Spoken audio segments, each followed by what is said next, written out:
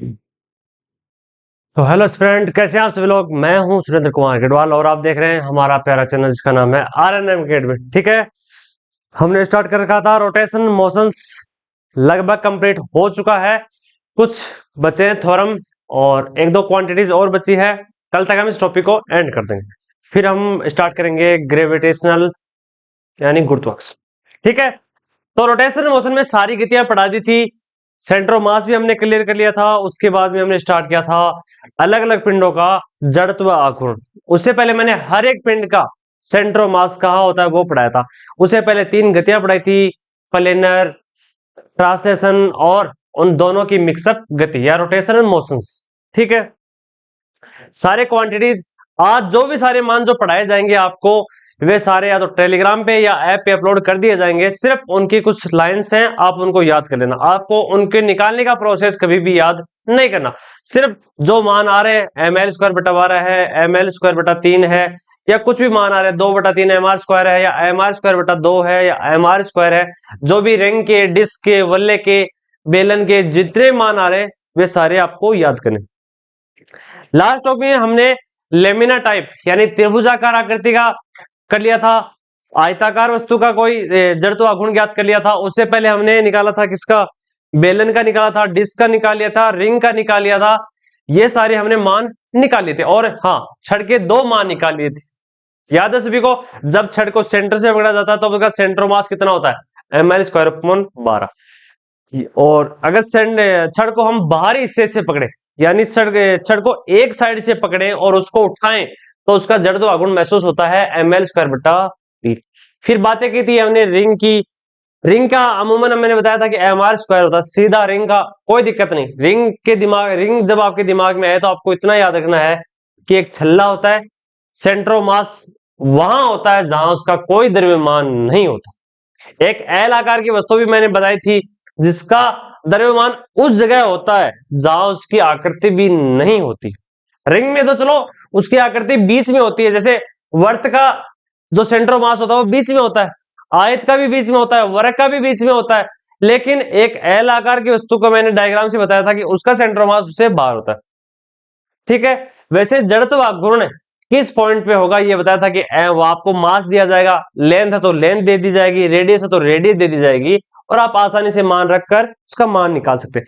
लेकिन आपको ज्यादा से ज्यादा क्या पूछा जाएगा ये देखो, आपको या तो वो सीधे मान देकर आपको जड़त्व आघूर्ण पूछेगा, या इस टॉपिक में आगे आने वाली जो घूर्णन गतिज है या लौटनी गति है उनके बारे में आपको पूछेगा, या फिर समानांतर अक्षों की प्रमेय और लंबवत अक्षों की प्रमेय से ही क्वेश्चन पूछ सकता है।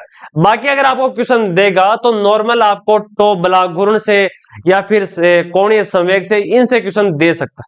ठीक है, कोशिश करेंगे हम सैटरडे को इस टॉपिक के वापस आपके एक बार सारे क्वेश्चन आपको करवा दिए जाए जो लेट नीट एग्जाम में आए हुए हैं उनसे। ठीक है, वापिस स्टार्ट करते हैं। आज हम पढ़ाएंगे कोण और गोला, सॉरी शंकु शंकु यानी कोण और गोला। कोण के दो हिस्से होंगे, होलो होगा और एक सॉलिड होगा, वैसे गोला एक ठोस होगा और एक खोखला गोला होगा। ठीक है, जैसे द्रव्यमान चेंज होगा जड़त्व आघूर्ण की भी स्थिति चेंज होगी। ठीक है, जड़त्व आघूर्ण मेरे हिसाब से आपको कोई दिक्कत नहीं है। ऐसी वस्तु, कोई वस्तु एम द्रव्यमान की वस्तु किसी आर त्रिज्या के परिपथ पे अगर घूम रही है तो वह क्या कहलाता है, वह जड़त्व आघूर्ण कहलाता है। और जड़त्व आघूर्ण रे की गति में द्रव्यमान के बराबर होता है, और बलाघूर्ण तो किसके बराबर होता है, बल के बराबर।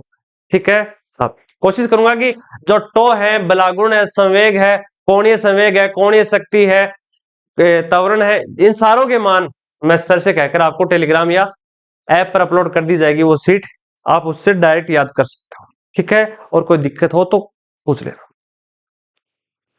हाँ, मैंने स्टार्टिंग में जब पहला दिन पढ़ाया था तो मैंने आपको बताया था कि इस टॉपिक में हम ये चीजें पढ़ेंगे।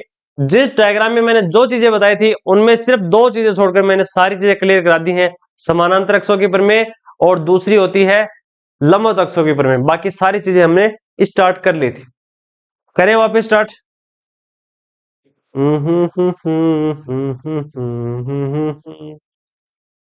आपके इतने सारे नोट्स आपके लिए अवेलेबल करा दिए गए हैं।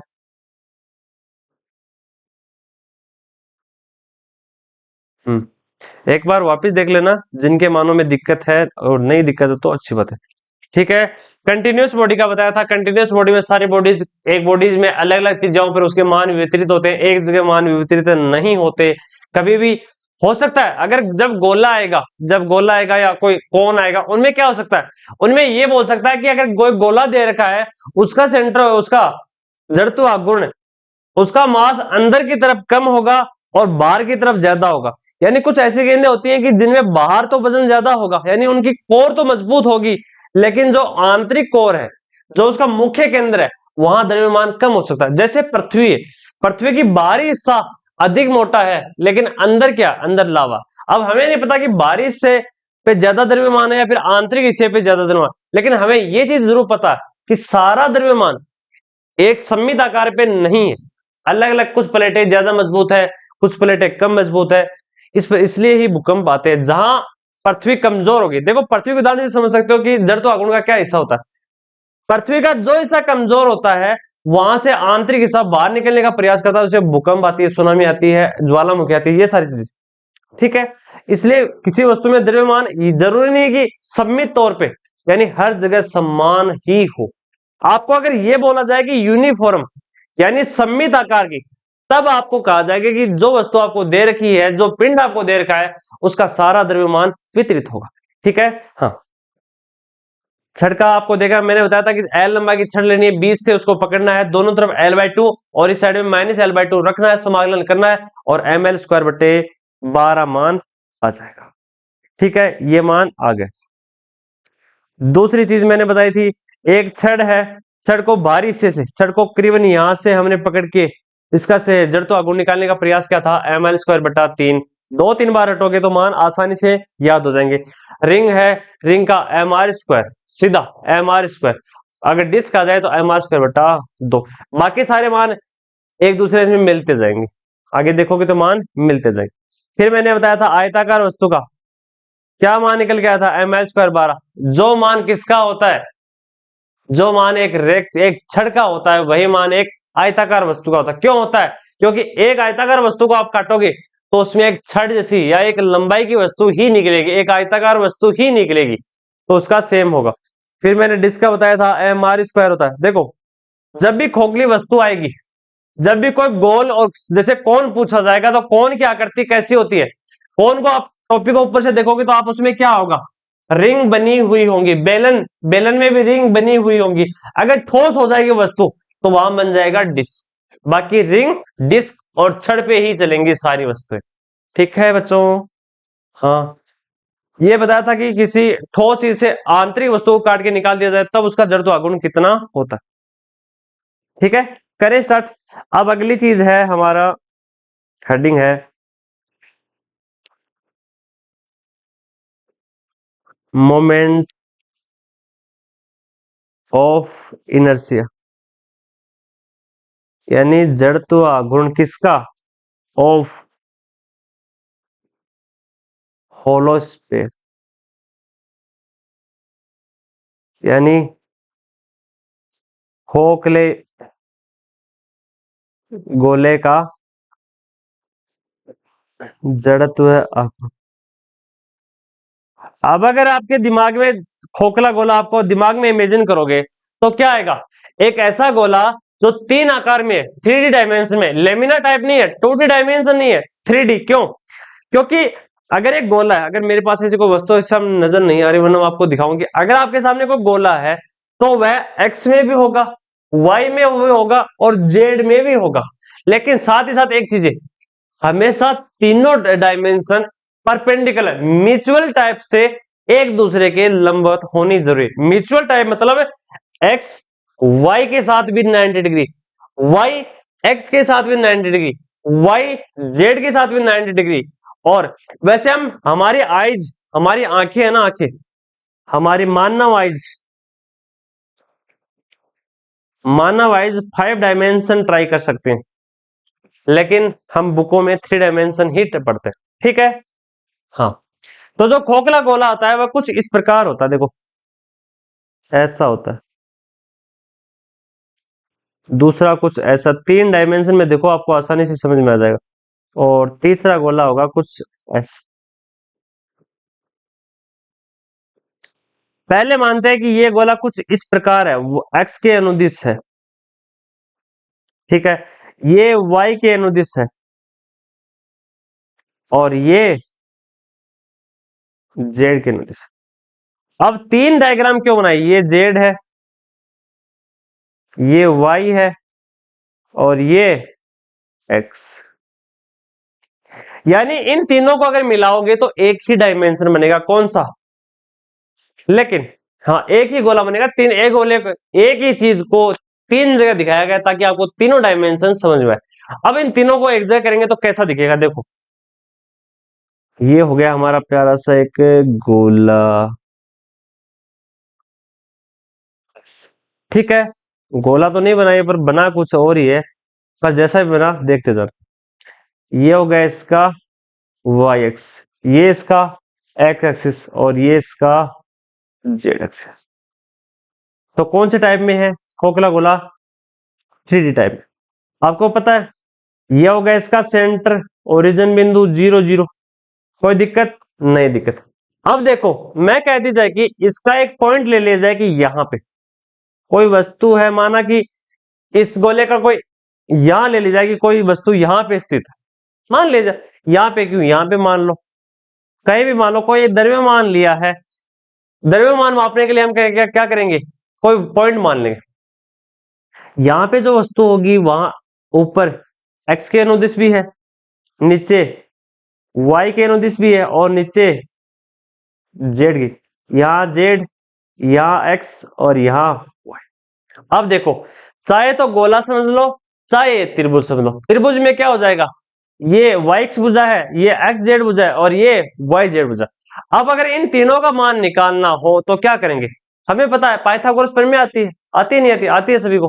क्या होगा, इस वाई एक्स भुजा का मान कितना होगा, सीधा पता है आपको, ये एक्स भुजा मान लो, एक्स भुजा का मान निकालोगे तो Y square plus Z square, ये जेड भुजा है तो किसका मान आ जाएगा, x square plus y square का रूट, और इसका मान निकालोगे तो पाइथागोरस प्रमेय से हो जाएगा ये कौन सी भुजा है, एक्स आ गया वाई आ गया, अब x square plus y, sorry z square है, जेड स्क्वायर मिस्टेक, ठीक है, क्यों किया, ताकि भुजाओं का मान ज्ञात कर सके। यानी एक कोई क्या खोखला गोला है, उसमें कोई पॉइंट है, उसकी सिमिति एक्स के अनुदिश, वाई के अनुदिश और जेड के अनुदिश हम पाइथागोरस प्रमेय से निकाल सकते हैं। अब यहाँ एक थ्योरम चलती है, जो जड़त्व आघूर्ण एक्स के अनुदिश होगा वही जड़त्व आघूर्ण वाई के अनुदिश होगा और वही जड़त्व आघूर्ण किसके बराबर होगा, जेड। यानी एक खोखले गोले हो और उसके तीन डायमेंशन हो तो तीनों डायमेंशन पे जड़त्व आघूर्ण बराबर होगा, ठीक है। इसको क्या बोलेंगे, इसको एक थ्योरम बोलते हैं, वैसे कोई बड़ी थ्योरम नहीं है। क्या बोलना है, आई एक्स के अनुदिश जड़त्व आघूर्ण आई वाई के अनुदिश जड़त्व आघूर्ण बराबर होगा किसके, आई जेड के अनुदिश जड़त्व आघूर्ण के, और ये तीनों किसके बराबर होंगे, ये आई के बराबर होंगे। यानी तीनों में जो जड़त्व आघूर्ण है वह समान है, इसलिए हम इसको केवल क्या मानेंगे, एक ही जड़त्व आघूर्ण मानेंगे, ठीक है। अब बताओ खोखला गोला कैसा होता है, एक खोखला गोला हमेशा एक रिंग टाइप में होता है और कुछ नहीं होता, ठीक है, तो उसी के अनुदिश इसका निकालेंगे।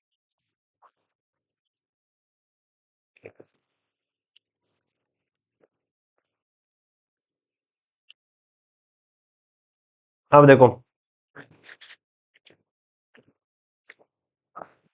हाँ देखो आई एक्स के अनुदिश, आई अनुदिश के मान क्या हो जाएगा, Y square plus Z square, I Y के अनुदिश जड़त्व आघूर्ण कितना हो जाएगा, Z square plus X square, और आई जेड के बराबर क्या मान हो जाएगा, मान हो जाएगा वाई स्क्वायर प्लस, ठीक है, कोई दिक्कत, नो दिक्कत, ये के लिए मान मैंने वापस बता दिया। अब देखो जड़त्व आघूर्ण का क्या फॉर्मूला होता है, आई बराबर क्या होता है, आई बराबर एम आर स्क्वायर, आर क्या है, आर ये भी रेडियस है, ये भी रेडियस है, ये भी रेडियस है, किसकी रेडियस है, ये रेडियस है आई एक्स की रेडियस, ये रेडियस किसकी है, आई वाई की रेडियस, और ये रेडियस किसकी है, आई आर की रेडियस। और टोटल फॉर्मूला क्या होता है, आई बराबर एम आर स्क्वायर। ठीक है, टोटल मान रख लो, तो क्या हो जाएगा, आई बराबर M root Y square plus Z square का रूट, एम बराबर root Y square plus X square का root plus M x square plus Z square का रूट। तो क्या मान निकल के आएगा, मान निकल के आएगा एम बराबर हम्म हम्म हम्म हाँ ये हो जाएगा, हाँ इसको हटा देंगे तो हो जाएगा एम बराबर, एक second, Y square plus Z square plus M बराबर Y square plus X square plus M बराबर X square plus Z square. ठीक है, ये मान हाँ थोड़ा दिखने में दिक्कत हो सकती है, तीनों के बराबर कुछ नहीं है, केवल वही मान है, आई वाई का मान, आई एक्स का मान और आई जेड का मान केवल आई बराबर एम आर स्क्वायर में रखा है, कोई मतलब नहीं है, सिर्फ आपको एक देखना। अगर इनको छोटे टुकड़ों में लेना चाहो तो क्या हो जाएगा, d i x plus d i y plus d i z बराबर क्या हो जाएगा, 2 एम कॉमन छोटे भाग के लिए ले रखा, ये इतने बड़े भाग के लिए ले रखा था, ये छोटे भाग के लिए x square plus y square plus Z square. कोई दिक्कत हो तो क्या करना है, एम कॉमन ले लिया, 2 बार एक्स स्क्वायर आ रहा है, 2 बार वाई स्क्वायर आ रहा है और 2 बार जेड स्क्वायर आ रहा है, कोई दिक्कत, नो दिक्कत। इन तीनों का क्या करना है, इन तीनों का तो एक ही रखना है, तो ये हो जाएगा 3di। क्यों हो जाएगा, क्योंकि मैंने भी बताया था ये तीनों लंबवत अक्षों के में सॉरी ये तीनों एक दूसरे के बराबर होते हैं, इसे 3 की जगह सिर्फ एक मान ले सकते हैं। अगर दिक्कत तो वापस देखो, कोई आपको खोखला गोला दे रखा है, 3 भुजाएं दे रखी है, जो जड़ तो आगुण y की भुजा पे होगा, जो ऊपर की तरफ जड़ तो आगुण होगा वही x की तरफ होगा और वही z की तरफ होगा। ठीक है, इसलिए 3 की बजाय केवल एक मान ले सकते हैं। भाई आपको आपके पास 3 केजी आम है, आपको कह रहा है तीनों में से कोई है, तो आप कोई सा भी उठा के खा सकते हो, क्या दिक्कत है, आम तो वही की वही है। तो यही फर्म है, वही जड़ तो आगुण वहां पे, वही 1 किलो आम वहां पे, वही 1 किलो आम यहाँ पे, वही एक्स पे, तो सिर्फ एक कोई से में से एक उठा के खा लो। ये थोड़ी कि तीनों में उठा के एक साथ खा ला सकते हो, ये तो हो नहीं सकता। पहले बड़े का हिस्सा निकाल लो, अगर बड़े में दिक्कत आ रही तो एक छोटे छोटे टुकड़ों में निकाल कर जड़ तो अगुण आप आसानी से निकाल सकते हो। ठीक है, तो ये क्या हो जाएगा, 3di बराबर हो जाएगा 2dm x square plus y square plus Z square. ठीक है, ये इंपॉर्टेंट चीज थोड़ी सी हेडिंग आउट कर लेना। अब देखना, हमने बार बार पढ़ा था क्या, किसमें, एक मान पढ़ा था सदिशों में, आर परिणामी वेक्टर किसके बराबर होता है, परिणामी वेक्टर बराबर होता है, सॉरी आर किसके बराबर होता है, परिणामी तो फिर निकालेंगे, आर बराबर होता है एक्स आई कैप वाई जे कैप जेड के कैप। कैप किस लिए आते हैं, कैप ओनली दिशा दर्शाते हैं कि एक्स आई के अनुदिश है, वाई जेड के अनुदिश है और जेड के अनुदिश है। ठीक है, जब इसका परिणामी निकालते थे, जब इसका स्क्वायर निकालते थे, तब क्या करते थे, आर बराबर हो जाता था x square plus y square plus Z square. कोई दिक्कत, नो दिक्कत। तो ये मान कहीं यहां पे आ रहा है, बिल्कुल आ रहा है, तो कर लो, 3di बराबर हो जाएगा, कितना हो जाएगा, 2dm, क्या मान आया, दूसरा समीकरण। लगता है हम कुछ करीब आ रहे हैं, किसके, ऑप्शन के, और किसी के नहीं आ रहे। ठीक है, हाँ, तो 3di किसके बराबर हो जाएगा, 2mr के बराबर। अब एक चीज देखो, आर रेडियस तो कभी बदलती नहीं, क्यों नहीं बदलती, रेडियस हमेशा रिंग हो चाहे खोखला गोला हो, जो अंदर से खोखला है उसका द्रव्यमान हमेशा यहीं रहेगा, चाहे कहीं भी कोई भी पॉइंट उठा के देख लो, चाहे डीएम यहाँ पे देख लो, चाहे डीएम आप यहाँ पे देख लो, आर हमेशा बराबर रहेगी, कोई दिक्कत नहीं आएगी। ठीक है, आर इज इक्वल बराबर होगी, पता है, कोई दिक्कत नहीं। अब ये मान आ गया छोटे टर्म के लिए समीकरण नंबर 2, अब ये बड़े टर्म के लिए निकाल सकते हैं आसानी से, ताकि मान आ जाए। तो मान आ जाएगा 3di, वापस लिख लो एक बार, 2dm r। ठीक है, अवकलन करोगे तो 3di बराबर 2 dm r। अब r का मान तो बदलता नहीं और ना बदलता 2 का मान, तो इन दोनों को के साथ बाहर चलो, और ना यहाँ पे 3 का मान बदलता, तो यहां आ जाएगा 3 d, यहां आ जाएगा 2r। कोई दिक्कत नहीं साहब, कोई सॉरी आर नहीं, यहाँ पे आर स्क्वायर आएगा, आर स्क्वायर आएगा, आर स्क्वायर। हमेशा त्रिज्या का स्क्वायर होता है, आई बराबर होता है एम आर स्क्वायर। हाँ ये मत भूल जाना कभी भी, आर स्क्वायर, यहाँ पे भी आर स्क्वायर स्क्वायर स्क्वायर, ठीक है। हाँ आर स्क्वायर का परिणामी मान होता है x square plus y square plus Z square. मैं स्क्वायर लगाना भूल गया था, अगर स्क्वायर नहीं लगाएंगे तो पूरा फॉर्मूले का हो जाएगा सत्यानाश। तो कर लो इसका अवकलन, हो जाएगा छोटे डी का हो जाएगा पूरा आई, और ये हो जाएगा एम का भी मान, सॉरी एम का भी कोई अवकलन नहीं होता, तो हो जाएगा एम 2 m r स्क्वायर। आई बराबर हो जाएगा 2/3 m r स्क्वायर।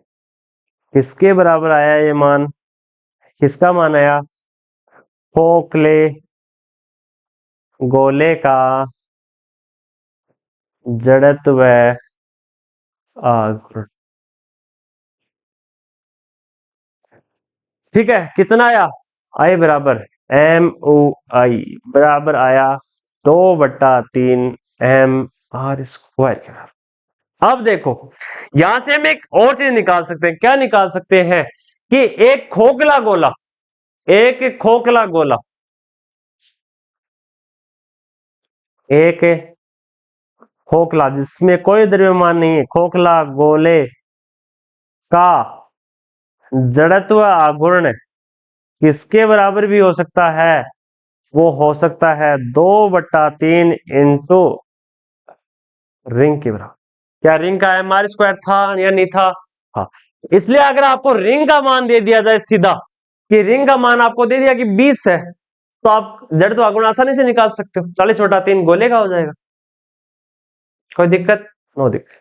कुछ अंतर आया कुछ भी मान लेते, या अगर हम मान ले रिंग का मान 300 है, तो गोले का कितना हो जाएगा, गोले का 200।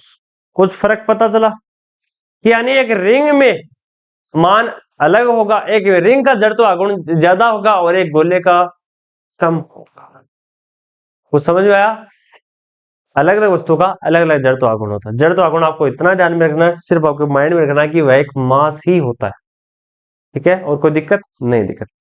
अब इतनी देर खोखला गोला पढ़ रहे थे, अब हमने कहा कि नहीं साहब खोखले गोले से काम नहीं चलेगा, अब पढ़ेंगे हम एक सॉलिड बॉडी, सॉलिड बॉडी रे, हाँ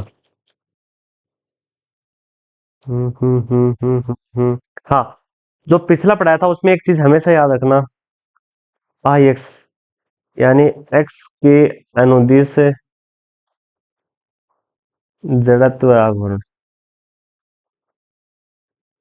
यानी आई भुजा पे जो द्रव्यमान आई आई एक्स पे जो मान होगा वही आई वाई पे होगा, एक्स के अनुदिश जड़त्व आघूर्ण। और केवल माइनस का फर्क हो सकता है, लेकिन द्रव्यमान को माइनस में नहीं मापते, ये भी आपको पता है। और आई जेड, ये आई वाई है, ये जेड के अनुदिश, अनुदिश जड़त्व आघूर्ण, ठीक है, हाँ ये याद रख लेना, वापस लिख लेता हूं, आई एक्स आई वाई बराबर है, ये सारे एक दूसरे के बराबर है, बराबर किसके, थोड़ी देर में ये टर्म वापस हमें याद करनी पड़ेगी और वही एक इंपॉर्टेंट चीज बन जाएगी। अब बात करेंगे सॉलिड एंगल की, सॉलिड स्फीयर की, सॉलिड स्फीयर यानी ठोस गोले का, गोले का, ठोस गोले का एम ओ आई, यानी मोमेंटम ऑफ इनर्शिया। अब ठोस चीज आपको देखनी है, या तो जो खिलाड़ी जो गोला फेंकते हैं उसको देखो, या गेंद को देखो, या घर में नींबू हो तरबूज हो लड्डू हो, कुछ भी चीजें हो जो खाने की हो जो टेस्टी हो, हाँ उनको देखो। अगर जो ठोस है, अगर जैसे तरबूज है, जैसे नींबू है, नींबू को हम ऊपर से निकालते हैं, एक हिस्सा निकाल देते हैं, तो वो कैसा बनता है, वो एक बनता है डिस्क। एक बेलन को, एक सिलेंडर को निकालोगे तो उसमें निकलेगी एक रिंग, लेकिन रिंग अंगुली वाली नहीं, बड़ी वाली रिंग, ठीक है। और जब एक ठोस गोले को आप निकालोगे ऊपर से टक, तो क्या निकलेगा? एक निकलेगा एक डिस्क।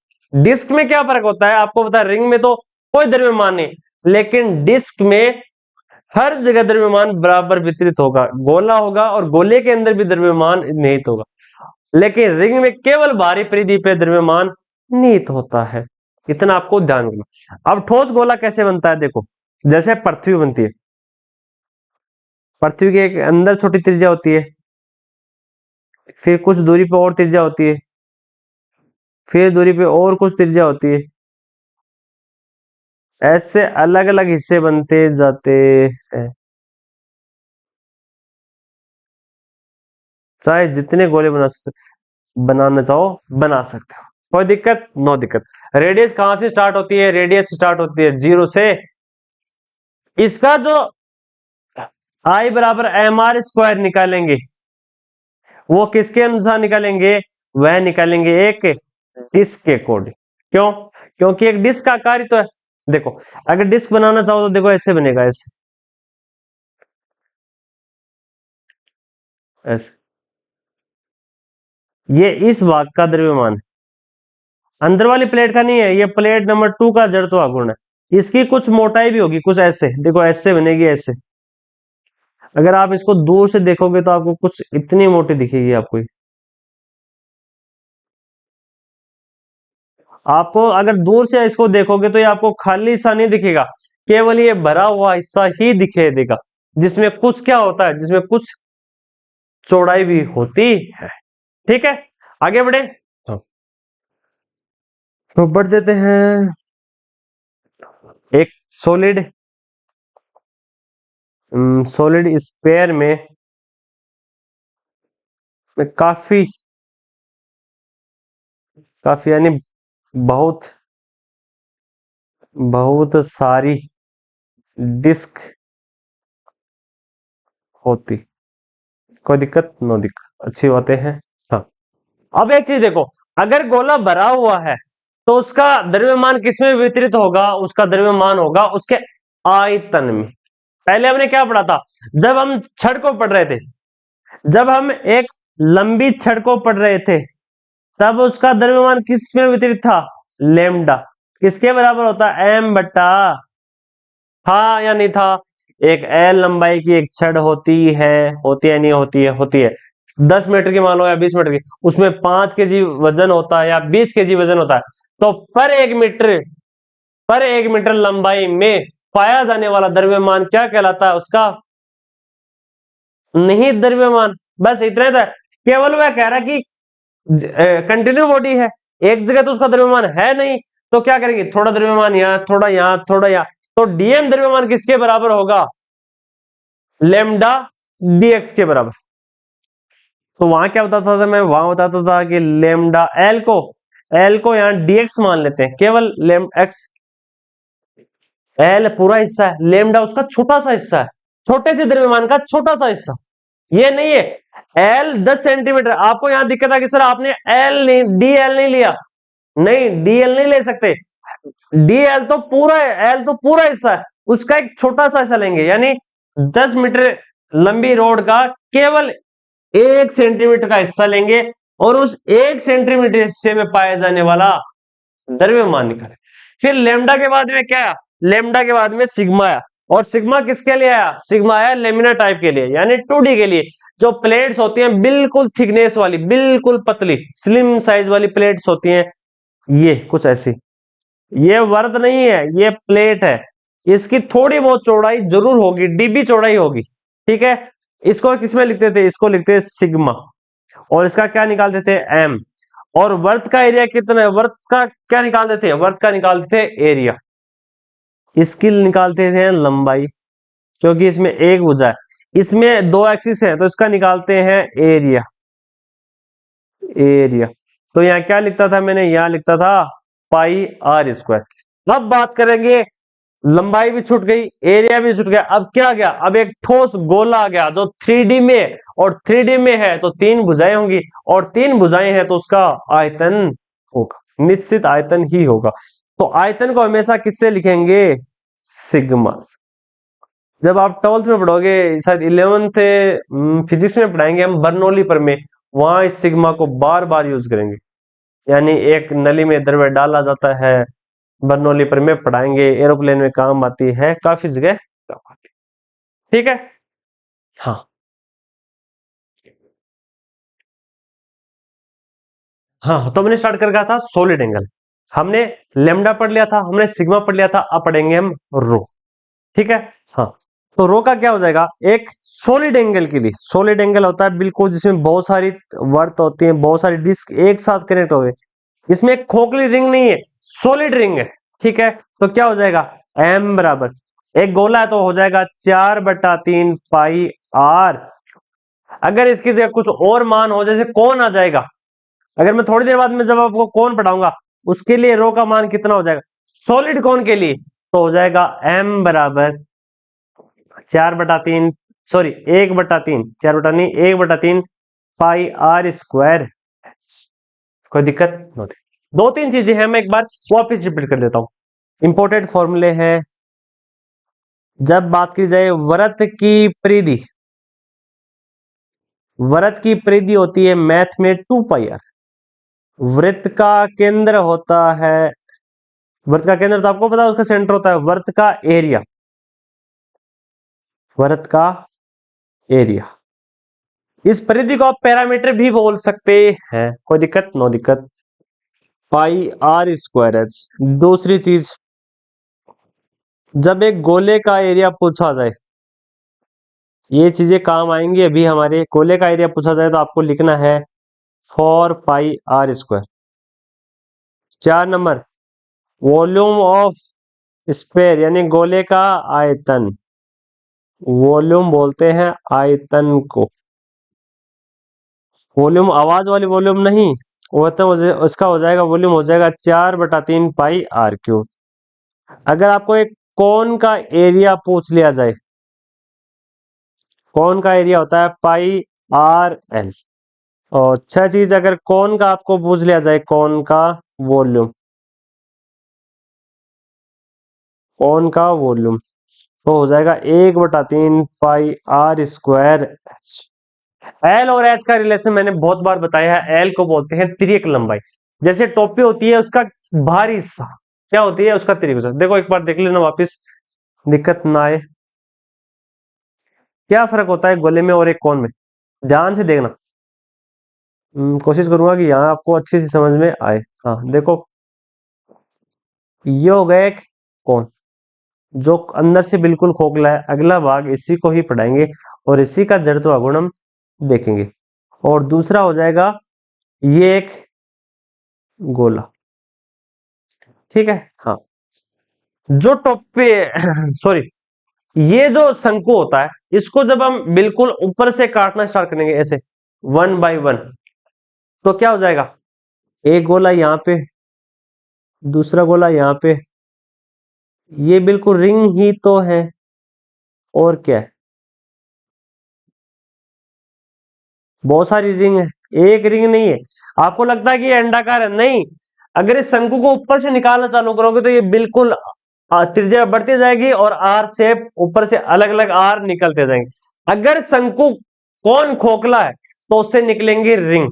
अगर सेम साइज करें, मैं बेलन की बात करूं, बेलन का जब जड़ तो आगुण निकालेंगे और उसकी बातें करेंगे तो उसमें भी यही बहुत सारी होती हैं, क्या होती हैं, रिंग होती। ठीक है, कोई दिक्कत नहीं होनी चाहिए। अगर गोला है तो गोला भी रिंग है, खोखला गोला है। अगर यही गोला एक गेंद होती जो अंदर से द्रव्यमान निहित है, तो उसमें क्या होता,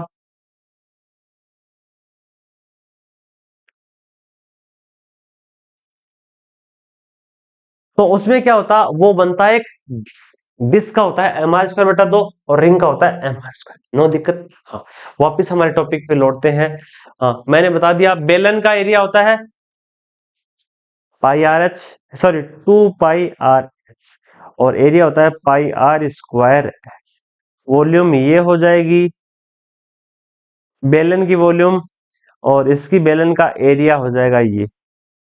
ठीक है, एरिया मतलब टू डायमेंशन वाई और एक्स, या वाई और जेड, या एक्स जेड और आई एक्स, कोई भी दो टर्म ले सकते हैं। और जब आपको वॉल्यूम बता दी जाए कोई भी चीज की वॉल्यूम, मैंने बताया था कि जब बेलन के अंदर द्रव्यमान होगा, बेलन जब ठोस होगा तो वो 3D होगा, उसमें आएगा रो।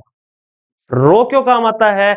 चाहे रो ले लो, चाहे सिग्मा ले लो, और चाहे लेमडा ले लो, ये तीनों मान बताएंगे कि प्रति एकांक क्षेत्रफल में पाया जाने वाला द्रव्यमान। सिग्मा कहता है कि प्रति एकांक एरिया में पाया जाने वाला द्रव्यमान, और लेमडा कहता है कि प्रति एकांक लंबाई में पाया जाने वाला द्रव्यमान। ठीक है, क्यों निकालते हैं? ये निकालते इसलिए ताकि आपको पता चले कि एक छोटे से एरिया में कितना द्रव्यमान निहित है। इतने कितने सारे एरिया हैं हम आइडिया लगा लेंगे और सारे का जड़त्व आघूर्ण निकाल लेंगे। ये होता है कि देखो जैसे पहाड़ है, आपको कह दिया जाए इस पहाड़ का द्रव्यमान कितना है, पृथ्वी का द्रव्यमान कितना है, तो आप ये थोड़ी है कि पृथ्वी को आप एक वजन मापने वाले मशीन पे रख के निकालो, नहीं, इसका निकालने किसके आकार से? एक जड़त्व आघूर्ण के आकार से। ठीक है, इसका भी मान हम जैसे पृथ्वी का द्रव्यमान पढ़ेंगे तो होता है 5 × 10⁻24 kg Prithvi, mass of earth, mass of earth होता है 5.09 होता है, लेकिन इसको मान सकते हो 5.10 × 24 kg, यानी 5 के आगे आप 10 से 24 पावर लगाओ जीरो की, तब जाकर आपको निकलेगा पृथ्वी का वजन। ठीक है, इसलिए ज्यादा वजन निकलेगा। अब वापिस आते हैं अपने सॉलिड एंगल पे, जहां हम बात कर रहे थे किसकी? लेमडा की। ठीक है, 4/3 पाई आर क्यू।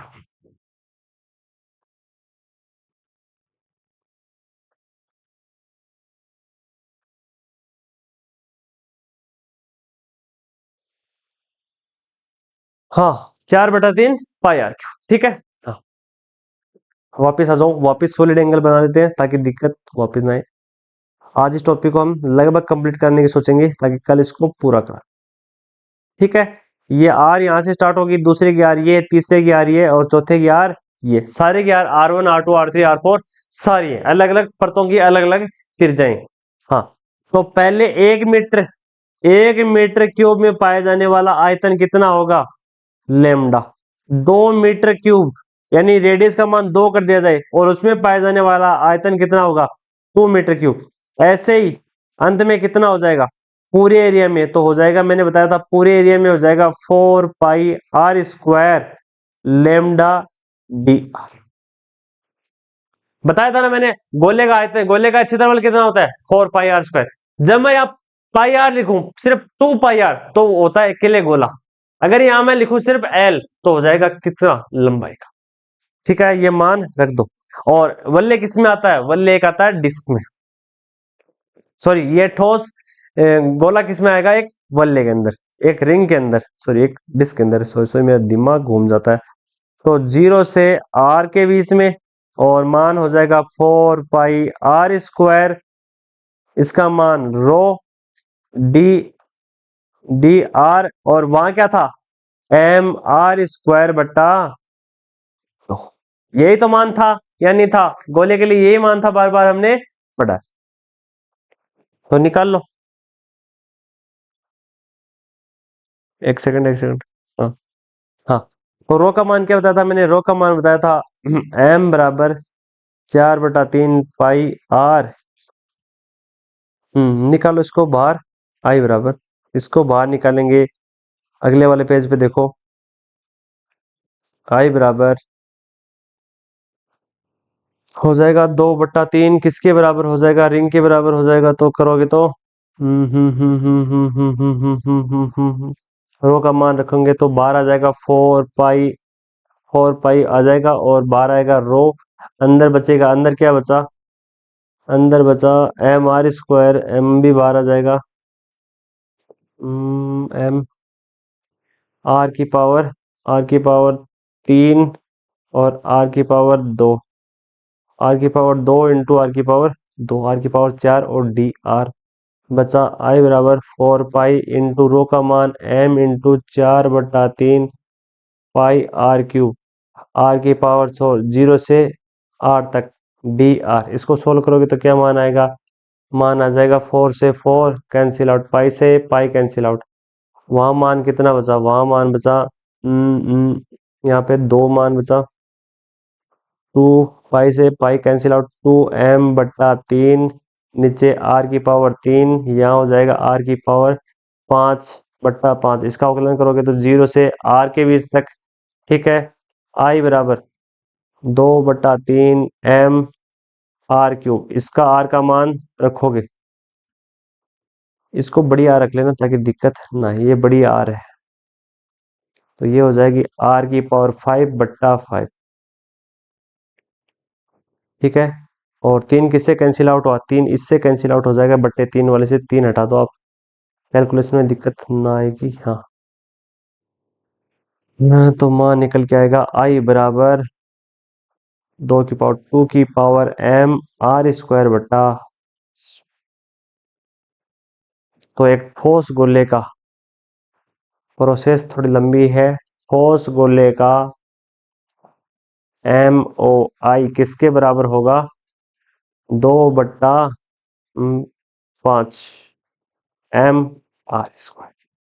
और उसका खोखले गोले का क्या आया था?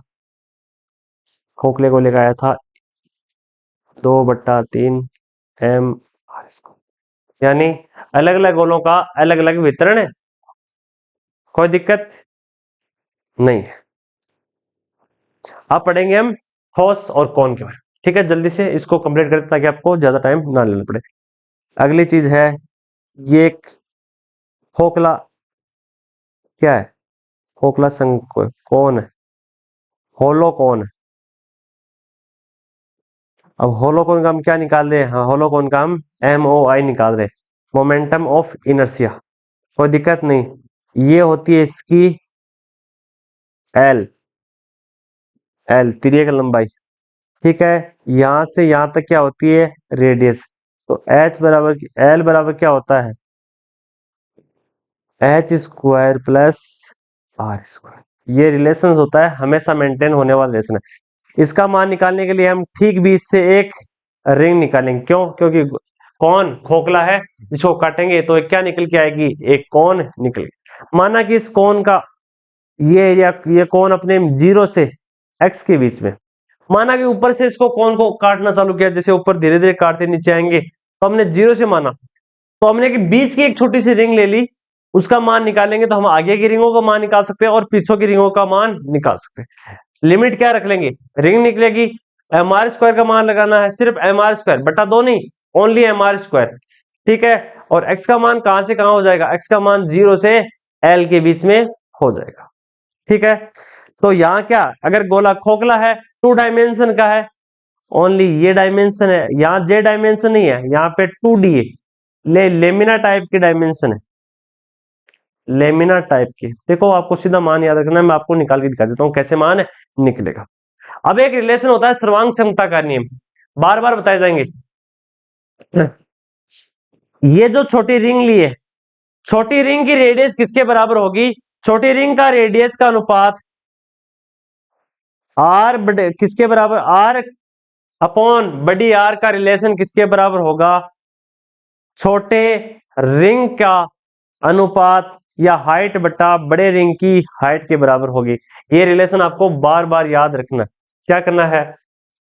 आपने एक कोन लिया, उसका एक बी से एक छोटा सा हिस्सा, एक छोटी सी एक रिंग निकाल ली, मान लिया उसकी रेडियस आर है, और एक नीचे बड़ी रिंग दी होती है, हमेशा दी होती है कोन में, उसकी रेडियस आर मान लेते हैं। छोटे रेडियस की हाइट कितनी है? एक्स, और बड़े रेडियस की हाइट, कोई दिक्कत? नो दिक्कत, अच्छी बातें है। करें आगे, देखो। हाँ, हमें पता है कि ये 2 डायमेंशन है, इसलिए एरिया आएगा आई बराबर होता है डी, आई बराबर होता है डी एम आर स्क्वायर। इसको करेंगे तो आई बराबर क्या निकल के आएगा? आई बराबर निकल के आएगा आर स्क्वायर। इसकी जगह एरिया है तो इसकी जगह कुछ मान लाएंगे, 2D है तो मान लाएंगे सिग्मा का, 1 मीटर स्क्वायर में पाया जाने वाला द्रव्यमान कितना होता है सिग्मा। 2 मीटर स्क्वायर में पाया जाने वाला कितना होगा 2 सिग्मा। और रिंग किसमें होती है, रिंग होती है एक वृत्त में, तो क्या निकल के आएगा 2 पाई आर एरिया में पाया जाने वाला क्षेत्रफल कितना होगा 2 pi R sigma into DR. DM की जगह ये मान हम रख सकते हैं। अब हमें एक दिक्कत किसकी है, हमें दिक्कत मान है सिग्मा की। सिग्मा का मान कितना होता है एम बट्टा पाई आर स्क्वायर। सॉरी शंकु है इसलिए पाई आर, शंकु है इसलिए लेना किसका एरिया पाई आर। ठीक है, कोई दिक्कत नहीं, ये मान रख लो, मान निकाल लो समीकरण में। कहां से लिमिट, कहां से कहां तक की है इसकी लिमिट 0 से एल तक की है। आई बराबर 0 से एल के बीच में है। हो जाएगा 2 पाई आर सिग्मा हो जाएगा, और हो जाएगा r square into d r. बाहर ला सकते हैं क्या क्या माने, 2 पाई बाहर ला सकते हैं, सिग्मा बाहर ला सकते हैं, अंदर क्या हो जाएगा एक आर यहाँ एक आर यहाँ, आर क्यूब 0 से एल। आई बराबर सिग्मा का मान रख दो एम बट्टा पाई आर एल।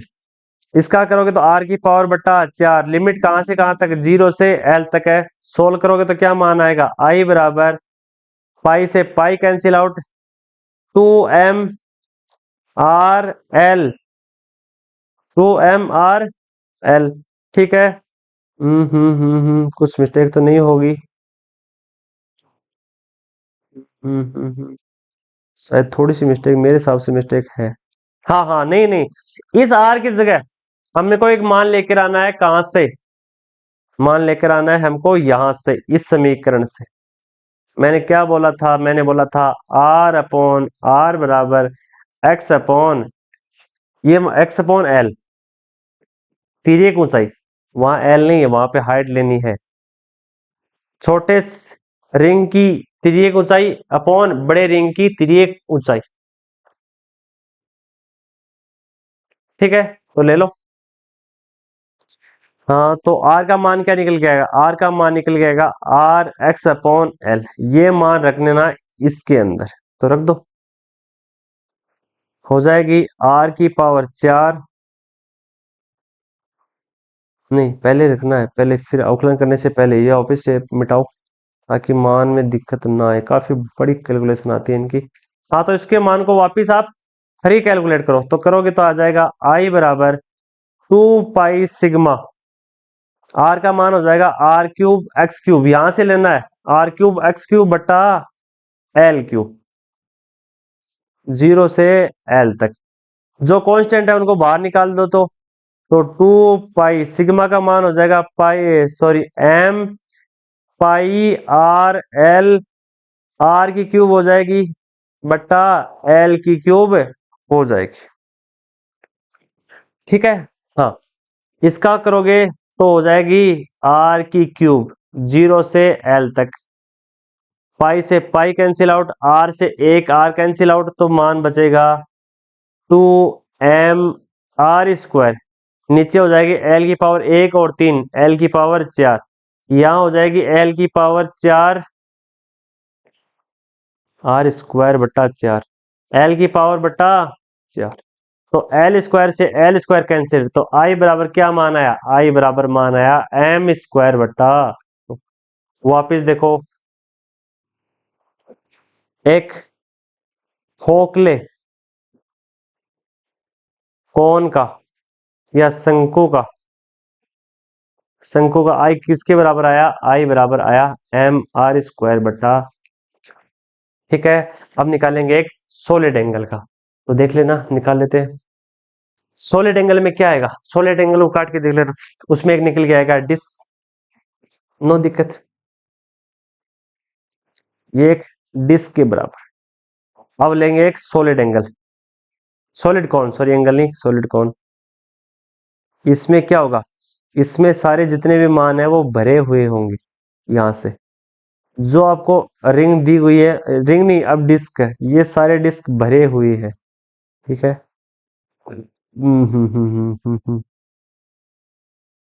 हमें पता है आई बराबर होता है एम आर स्क्वायर, ये रिलेशन पता है। ये यहाँ डिस्क है तो क्या मान हो जाएगा, आई बराबर एम आर स्क्वायर बटा 2।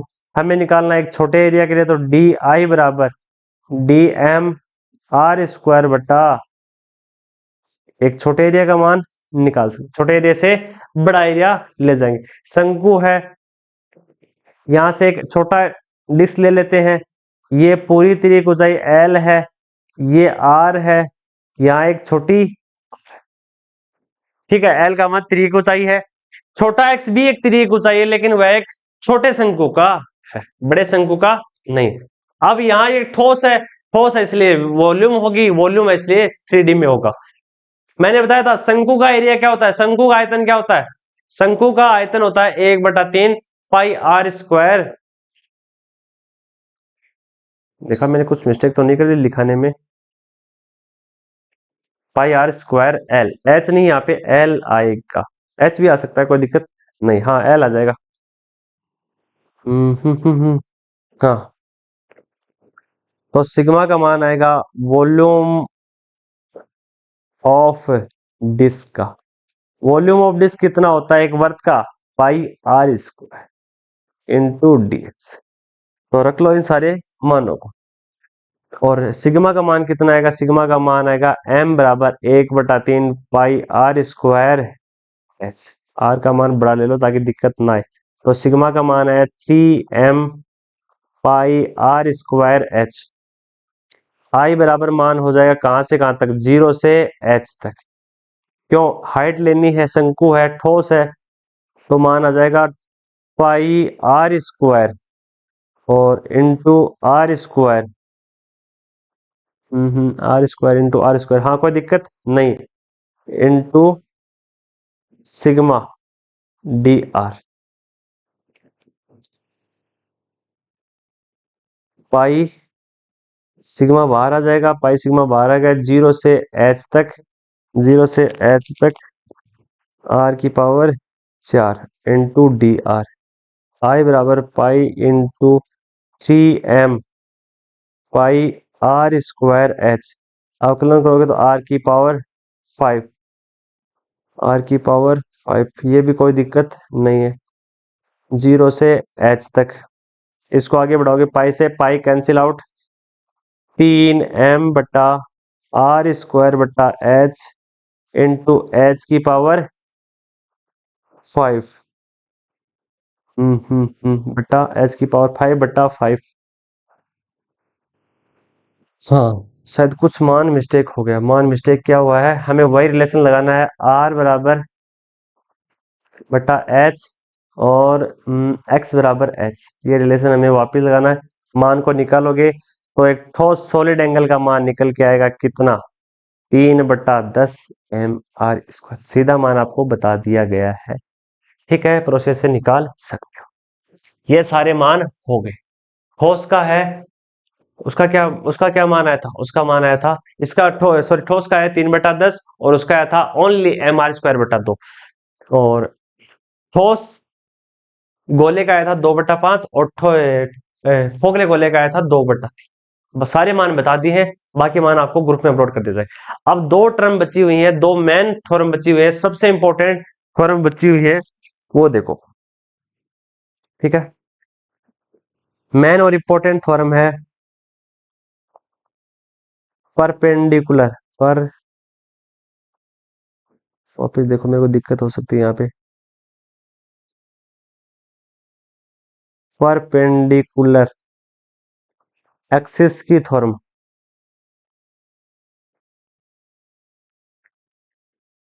परपेंडिकुलर एक्सिस थ्योरम मतलब होती है लंबवत अक्षों की परिमेय, लंबवत अक्षों की परिमेय, यहां से क्वेश्चन पक्का। दो थ्योरम है, एक लंबवत अक्षों की परिमेय है, एक समानांतर अक्षों की परिमेय। लंबवत अक्षों की परिमेय ये होती है कि एक गोला दे दिया, उसमें 3 डायमेंशन दे दिया, एक्स वाई और जेड, तीनों एक दूसरे के लंबवत होंगे। जब बात करेंगे समानांतर अक्षों की परिमेय, तो वहां केवल एक एक्सिस होगा, ये तो वाई होगा या जेड होगा, कुछ भी हो सकता है, ये एक्स होगा। दो वस्तुएं एक दूसरे के सम्मित होकर घूम रही है, एक्स के अनुदिश है, दोनों एक्स पे ही घूम रही हैं, तो वहां हो जाएगी समानांतर अक्षों की परिमेय। उसका भी आपको मैं लिखा देता हूं।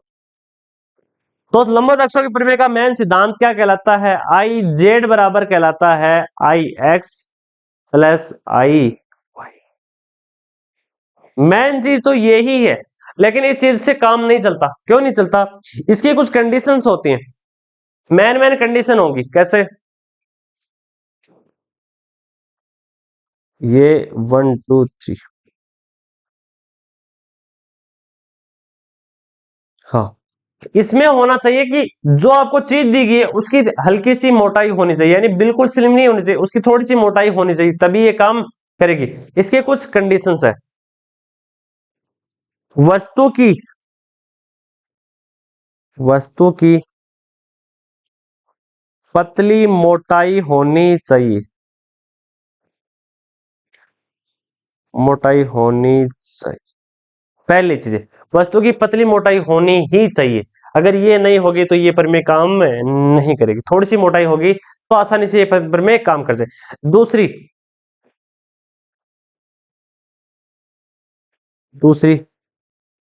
तीनों अक्षों का होना आवश्यक है। तीनों अक्षों का होना अति आवश्यक है, अति आवश्यक। कोई दिक्कत नहीं? दिक्कत? हाँ, आगे देखो, तीनों अक्षों का होना अति आवश्यक है। अगली चीजें, अगली चीजें, हाँ, तीनों अक्ष एक दूसरे के लंबवत होने चाहिए। तीनों अक्ष एक दूसरे के लंबवत होने चाहिए। होने चाहिए, नहीं होने चाहिए? होने चाहिए।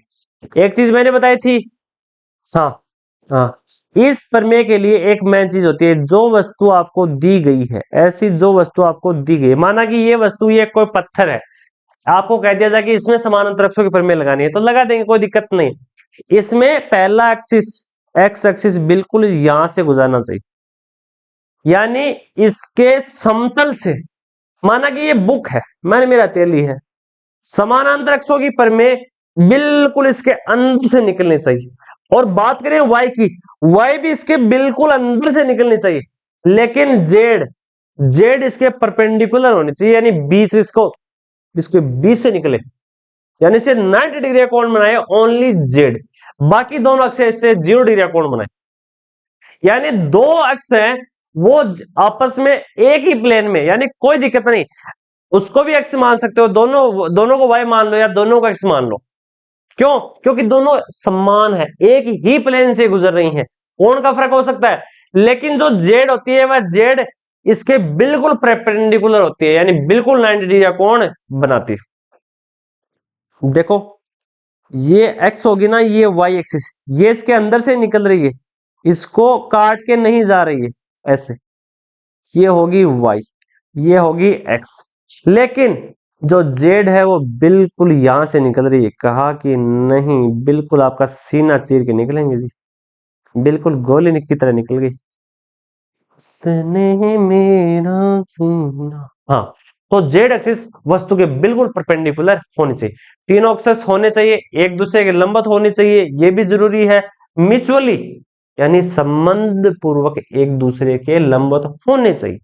ठीक है, ये होगी जेड। अब आगे देखो, हमें पता है कि तीनों अक्षों पे जड़त्व आघूर्ण समान होता है नहीं होता? होता है, लेकिन दो अक्ष बिल्कुल समान है, तो कोई दिक्कत नहीं। चाहे डीएक्स का जड़त्व आघूर्ण ले लो और चाहे डीवाई का जड़त्व आघूर्ण ले लो, बात तो वही की वही है। ठीक है बच्चों? हाँ, अच्छी बात है। तो देखो, मैंने लिखाया था, क्या लिखाया था? वाई एक्सिस नंबर 4 बात, y axis and x axis is one plane, या प्लेनर, वन प्लेन या प्लेनर, यानी एक ही तल में होने चाहिए, but z axis is perpendicular, is perpendicular along other to axis, other to x axis और वाई एक्सिस। इस लाइन को इंग्लिश में है, बाकी हिंदी में देखो कि वाई एक्स और एक्स एक्सिस दो एक दूसरे के प्लेन में होंगे, कोई अंतर नहीं होगा, एक मान सकते हो, लेकिन जेड एक्सिस बिल्कुल अलोंग उन दोनों के साथ साथ परपेंडिकुलर स्थिति में होगी, यानी ऐसे निशान बनाकर जाएगी। ठीक है बच्चों। हाँ, अब हमें पता है कि डी आई एक्स क्या होता है, डी एम वाई स्क्वायर, यानी एक्स एक्सिस के छोटे से हिस्से का जड़त्व गुण होता है वाई के छोटा सा द्रव्यमान और वाई स्क्वायर का। सेम चीजें यही होती है, डी वाई बराबर किसके बराबर होगा, डी एम छोटा द्रव्यमान और एक्स स्क्वायर। ठीक है। हाँ, तो किसके बराबर होने चाहिए, ये बराबर होने चाहिए डी जेड के बराबर। तो डी आई जेड बराबर होना चाहिए क्या, d m x square plus d m y square. होते हैं नहीं होते, होते समान। ये होगा एक छोटे पार्ट के लिए, बट हम बड़े पार्ट के लिए देखें तो आई जेड बराबर क्या होना चाहिए, आई एक्स प्लस आई। इसका अवकलन करोगे, ऐसे अवकलन करोगे, d m x square plus d m y square, तो निकल के क्या आएगा, एक प्यारा सा निशान डी जेड बराबर आएगा आई एक्स प्लस आई। ये होती है समानता। अब देखेंगे अलग अलग वस्तुओं के लिए काम कैसे करते हैं। देखें, स्टार्ट करें। पहले इस पे रखेंगे हम एक क्या, इस पर रखेंगे एक डिस्क, यानी एक एक्सिस, इस 3D डायमेंशन में एक डिस्क रखते हैं। ये डिस्क है बिल्कुल कुछ ऐसा, कोई दिक्कत नहीं, इसमें बहुत सारी डिस्क है। ये है डिस्क, ये एक्सिस, ये वाई एक्सिस और ये बिल्कुल परपेंडिकुलर जेड एक्सिस। सही है। हाँ, रख दिया। हमें क्या पता है, हमें दे रखा है कि आई जेड एक डिस्क है, तो डिस्क का कितना हो जाएगा, एम आर स्क्वायर बट्टा, होता है नहीं होता, होता है, रख लो इसको आगे, डी जेड बराबर d x plus d y. इससे पता चलेगा कि समित कैसे होता है, एम आर स्क्वायर बट्टा 2 क्या हो जाएगा, आई एक्स प्लस आई वाई। हमें पता है कि दोनों समान है, तो आई एक्स को किसके बराबर रख सकते हैं, आई वाई के बराबर, या आई वाई को किसके बराबर रख सकते हैं, आई एक्स के बराबर। तो कर लो आगे, एम आर स्क्वायर बटा 2 क्या हो जाएगा, आई एक्स प्लस आई एक्स।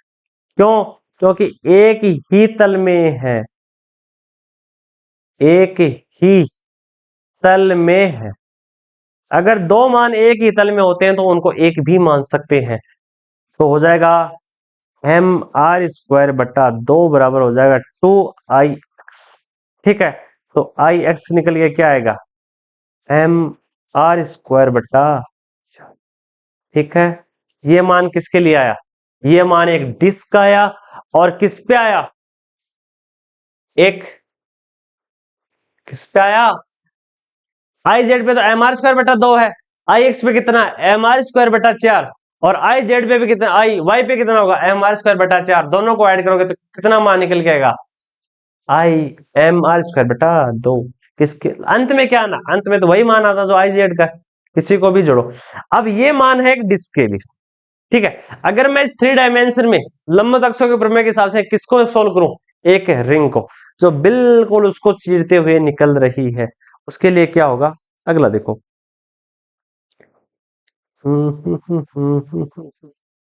हाँ, ऐसे देखो, अगर मैं ये कह दूं ये एक आपके पास एक रिंग होती है, इसको एक रेखा बीच से चीरती हुई हमेशा निकलती है, नहीं निकलती, निकलती है, ये हो जाएगी एक्स, ये हो जाएगी वाई।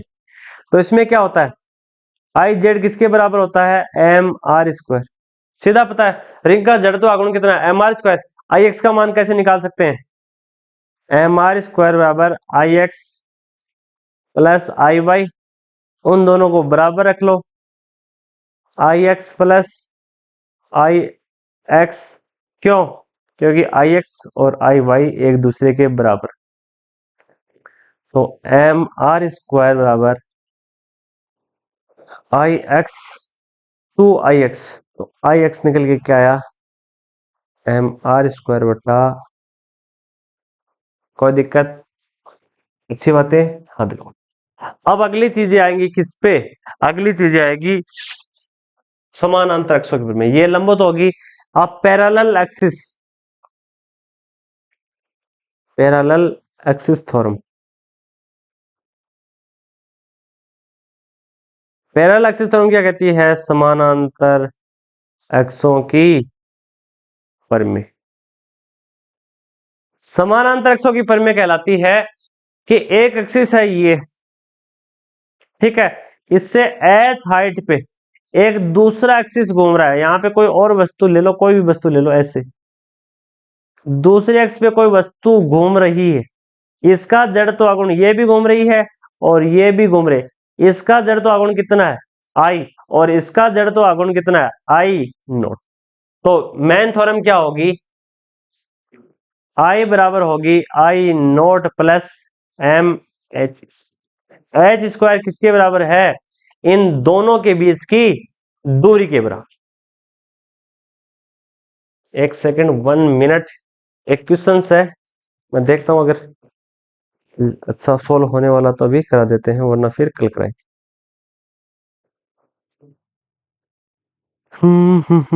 हाँ यही एम एच स्क्वायर एच दोनों अक्षों के बीच की दूरी है। यहाँ पे देखो, आई यहाँ पे क्या है, आई यहाँ पे पहली एक्स की मेन एक्सिस की जड़त्व आघूर्ण, यानी ये है, ये मैन बुझाई, ये वाली मैन है और ये इसकी सबऑर्डिनेटरी है, और आई नोट यानी गुरुत्व केंद्र से होकर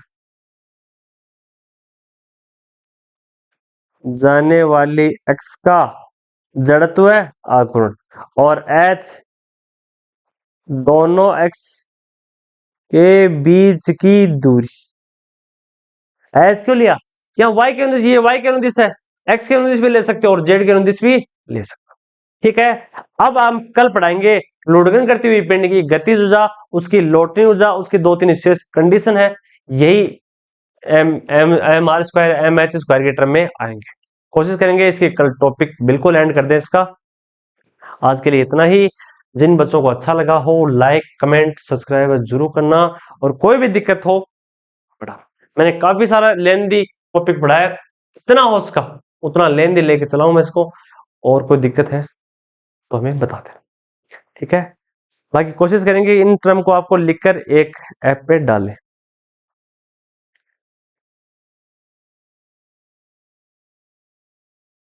ठीक है, आज के लिए ta ta bye bye good bye.